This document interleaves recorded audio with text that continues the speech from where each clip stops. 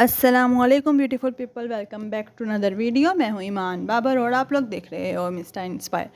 उम्मीद करती हूँ कि आप सब लोग खैरियत से होंगे और ईमान और सेहत की बेहतरीन हालतों में होंगे। आज मैं पूरे 1 महीने बाद यूट्यूब पर किसी किताब का रिव्यू लेके आई हूँ। लास्ट रिव्यू मैंने ज़िल पे दिया था और आज जिस किताब का मैं रिव्यू लेके आई हूँ वो है जाल बाय अरूबा आमिर। आप लोगों को पता होगा कि मैंने जुलाई में उनकी अवेयरनेस डील से तकरीबन 3 किताबें खरीदी थी, जाल, बेनकाब और आखिरी मार्का। आखिरी मार्का और बेनकाब का तो रिव्यू मैं आप लोगों को ऑलरेडी यूट्यूब पे दे चुकी हूँ, बट जाल जो थी ये बुक थी इतनी छोटी सी। तो अब इसको पढ़ने में मैंने 1 महीना क्यों लगाया, वो इसलिए क्योंकि मैं इसके साथ कर रही थी अरूबा आमिर का ही रिसर्च कोर्स। मैं कभी भी किसी राइटर से इस कदर मुतासिर नहीं होती कि मैं उनका कोई काम कोई कोर्स वगैरह कर लूँ या कुछ कम्युनिटी वगैरह ज्वाइन कर लूँ, बट अरूबा आमिर से मैं बहुत ज़्यादा इंस्पायर हो गई थी कि मुझे भी सीखना था कि वो किस तरीके की रिसर्च करती हैं, वो किस तरीके से उन्हें इन चीज़ों का पता है।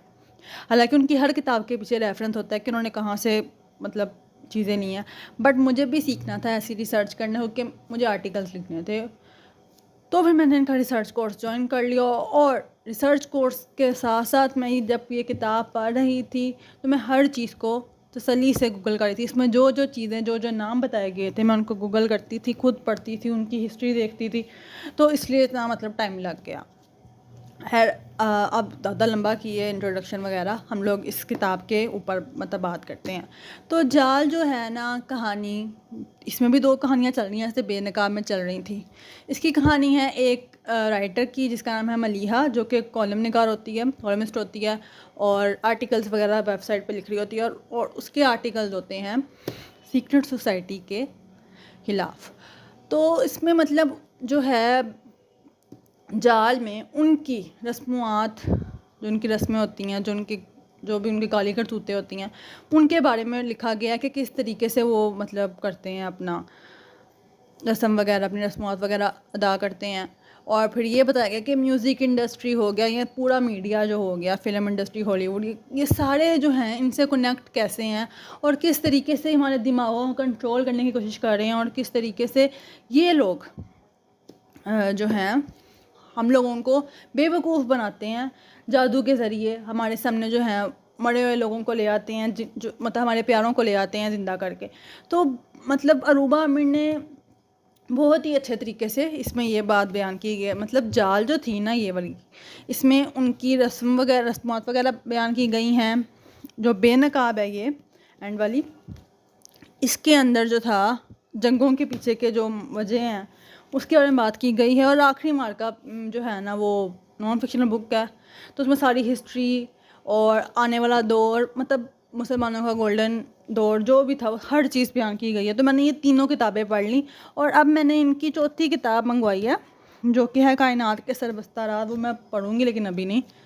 तो जो था इन सब में यहूदियों के बारे में ही लिखा गया है, उनके बारे में ही बताया गया है, तो इसलिए मुझे ये चीज़ बहुत अच्छी लगती है। और सबसे अच्छी ये चीज़ लगती है कि ये सिर्फ कहानियाँ नहीं होती, हकीकत होती है। कैरेक्टर्स के ज़रिए उन चीज़ों को बयान किया जाता है जिस पे हम जो हम लोग नहीं जानते और हम गफलत की नींद सोए हुए हैं। बट अगर मैं आप लोगों को बोलूँ कि जाल मुझे जो है थोड़ी एवरेज लगी, क्यों? क्योंकि मैंने पहले पढ़ ली थी बेनकाब और ये मेरी अपनी गलतियाँ है।